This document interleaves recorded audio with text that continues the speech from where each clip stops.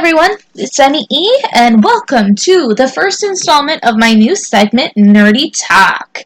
Today we are going to be going over the Marvel movie timeline, talking about Avengers End Game, how it affects the Marvel movie timeline. As you can see, I've created a visual aid for us using the incredible presenting tool called Prezi, so thank you, Prezi. We're going to start by just giving a brief overview of the timeline. We're going to go through Avengers End Game, and then we're going to quickly discuss what it does for the timeline. Hold on to your hats, people. It's about to be a bumpy ride. We kick off the Marvel movie timeline in 1945 with Captain America. We're going to skip over 1970 in just a minute. 1995 hails the reign of Captain Marvel. 2010 is where most of us remember the movie timeline starting with Iron Man. 2011 is a jam-packed year with Iron Man 2, The Incredible Hulk, and the amazing first installment of the Thor movies. 2012 hails the age of the Avengers along with the third Iron Man. 2013, jam-packed with world-saving awesomeness in Thor Dark World. 2014 hails Captain America Winter Soldier, the Guardians of the Galaxy, and the ever-so-popular Guardians of the Galaxy Volume 2. 2015 brings on the Age of Ultron along with the Age of Ant-Man. 2016 brings about the Civil War, Captain America, along with Spider-Man Homecoming.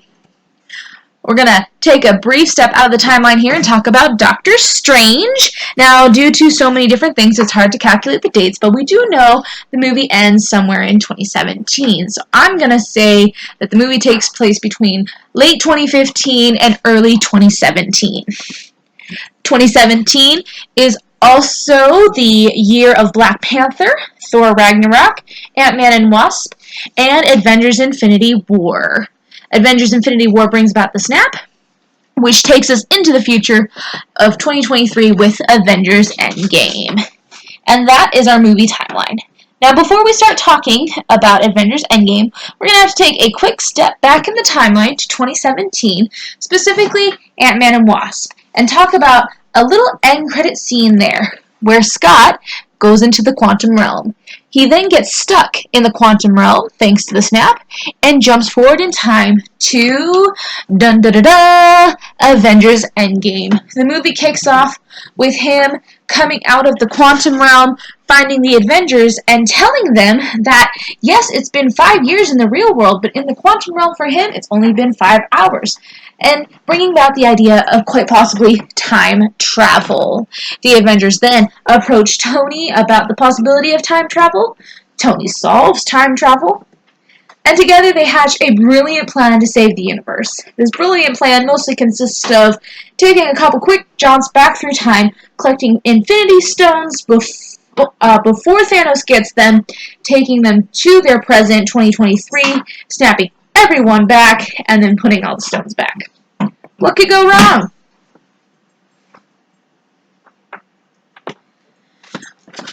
We're going to start with the first two teams in 2014 who land just before the Guardians of the Galaxy. We have Nebula and Rhodes, or War Machine as he's better known, to collect the Power Stone before Peter Quill gets it. Natalia and Clint, also known as Black Widow and Hawkeye, go after the Soul Stone. Rocket and Thor take a quick jaunt back to 2013 and collect the Reality Stone before it's been extracted from Jane Foster. And finally, three teams head back to just during the Battle of New York. Banner goes after the Time Stone, Steve, or Captain America, goes after the Mind Stone and Loki's Scepter, and Tony and Scott go after the Space Stone, also known as the Tesseract. Alright, there's our timeline. Now, what went right, what went wrong, and what happened next? So back here, Natalia and Clint do manage to get the Soul Stone. However, as we saw in Infinity War, it does require a sacrifice. Natalia sacrifices herself so Clint can get the Soul Stone and see his family again.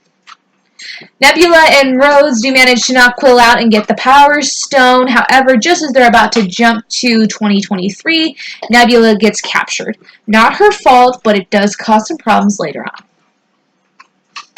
Thor and Rocket manage to get the Reality Stone without too many issues. Thor does almost get them caught and almost destroy the timeline multiple times, but luckily for them, he's got an incredible wise mother.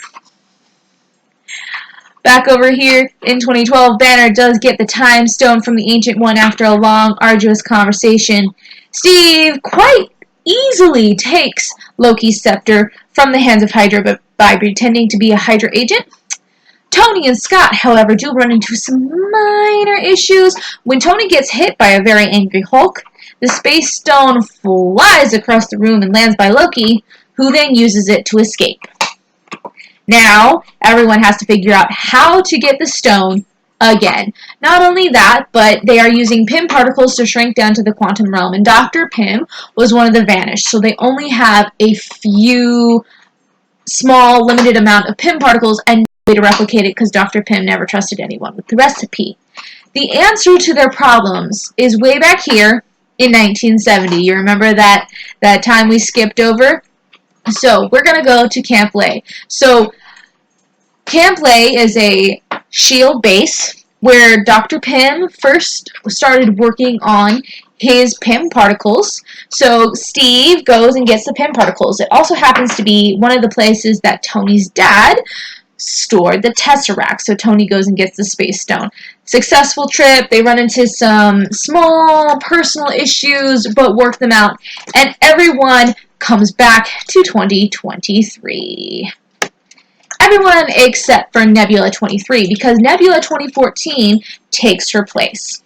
Banner snaps everyone back, but while he's doing that, Nebula 14 brings Thanos 2014 and company to 2023.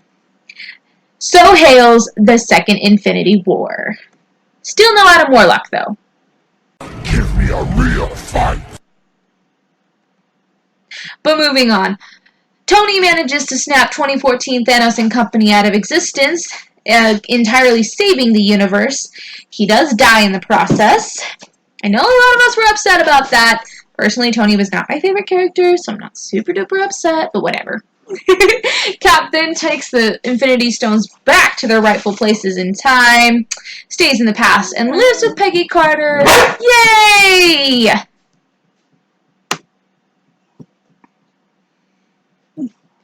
Whew, what a jam-packed movie, people. So, what does all of this mean? And how does it affect the timeline? I'm glad you asked. Let's start over here with Peggy and Captain America. So here's the thing. They're both very, very smart people. And Captain knows the rules of time travel. If you remember, he is not one of the people who screwed up. So, I'm just saying, calm down, everyone. It's going to be fine. If you do remember from the original movies, Peggy did get married and have kids, but we never ever see pictures of her husband. Why is that?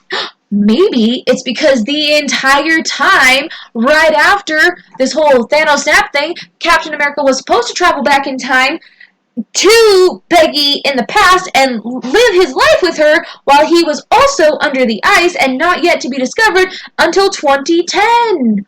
What? Alright, I love a good romance story. But let's talk about Thor Dark World, people, and the escape of Loki. So if you remember in Thor Dark World, Loki's in prison, and Jane gets the ether, and Thor takes her back to Asgard, and Malekith the Dark Elf wakes up, and he sends a curse into Asgard, and the curse goes to the prison, and he breaks everybody out except Loki, and Loki's feeling all Loki, so he tells him how to get to the S.H.I.E.L.D. room. The curse takes down the S.H.I.E.L.D. room. Malekith enters into the palace. Frigg is like, well, we've got to keep the ether out of Malekith's hands, so she uses her magic to make Jane disappear, and Malekith is all kinds of upset, so he kills Frigg.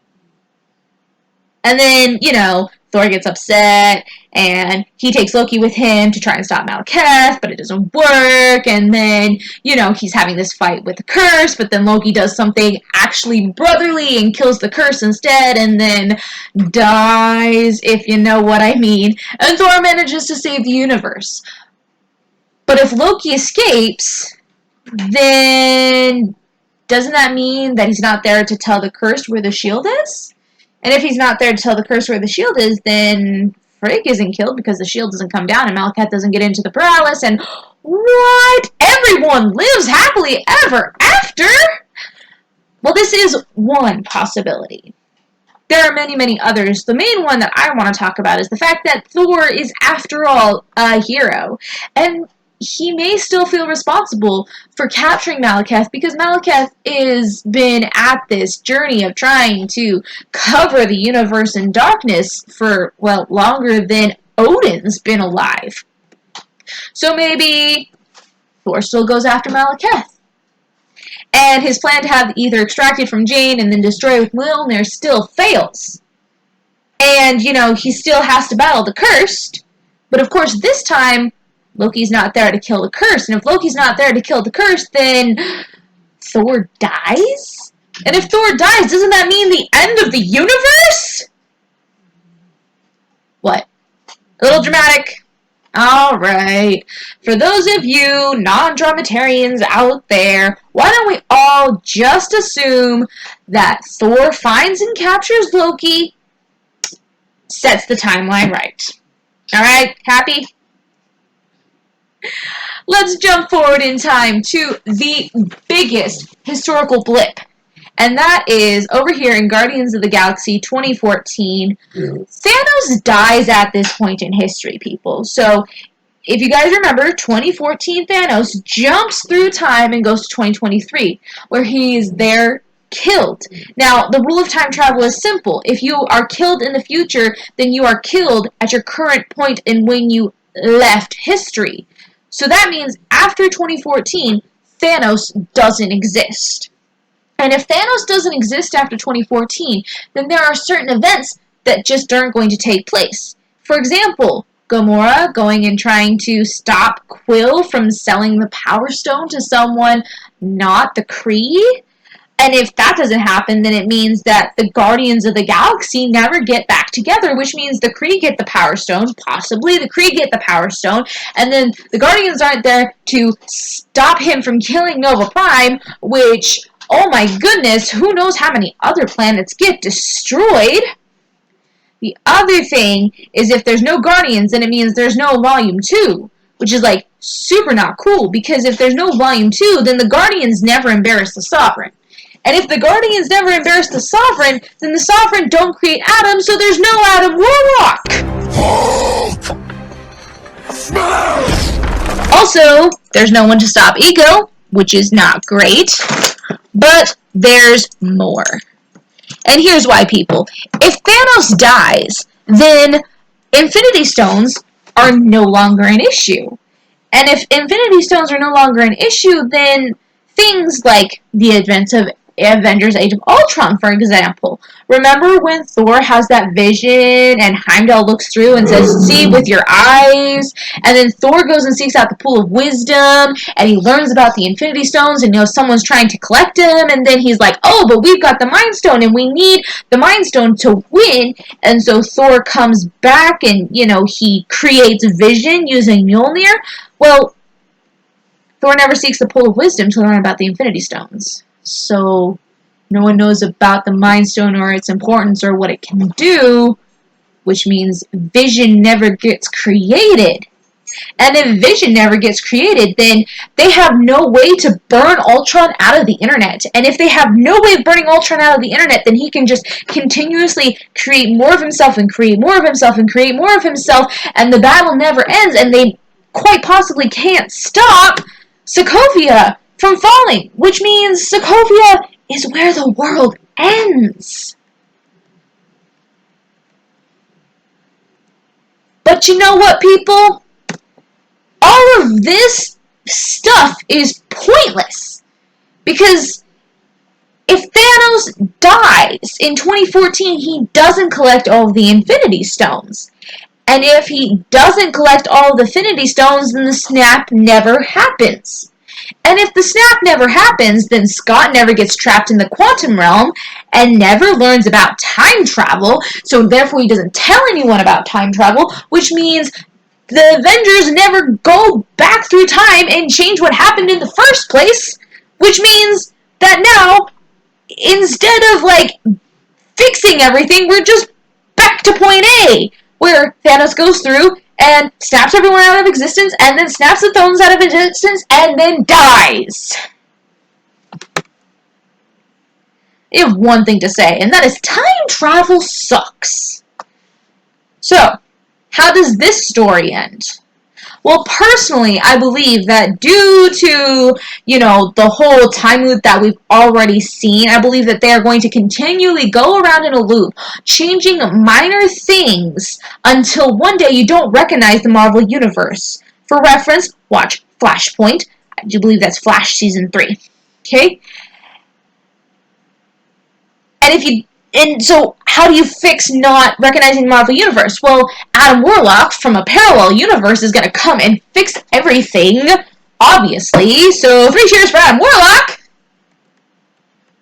Can you guys tell that I am an Adam Warlock fan? But never mind what I think. What do you guys think? I want to know. Leave a note in the comments, message me on Facebook or Twitter or Snapchat or Instagram, whatever your deal is, message me, tell me, and we shall have another conversation about this. Until then, this is Emmy E, and you are watching Nerdy Talk. Bye!